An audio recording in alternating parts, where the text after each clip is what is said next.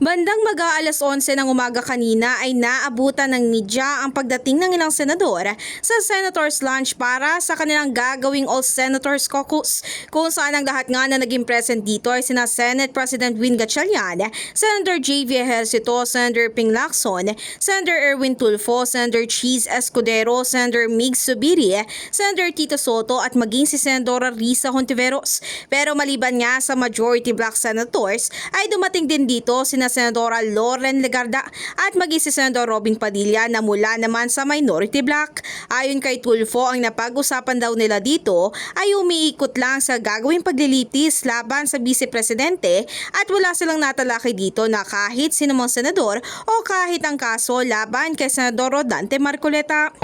No, walang kami pinag-usapan ng mga about other senators, etc. It was just impeachment. Binigyan kami ng mga documents para to follow yung sequencing. That's it. Sa kabilang banda, tiniyak naman ni Senate Sergeant at Arms Alfred Corpus na plansyado na ang seguridad sa institusyon para sa darating na Lunes. We're prepared to make sure that the proceedings will run smoothly. Tiniyak naman din ni Corpus na magdadagdag pa sila ng kapulisan o seguridad sa Senado para matiyak ang kaligtasan dito. Sa ngayon nga, tuloy-tuloy pa rin ang pagpapatupad ng heightened security measures sa institusyon, bagamat matatandang inalis na nga kamakailan ni Senate President Win Gatchalian ang pagpapatupad ng no visitor policy.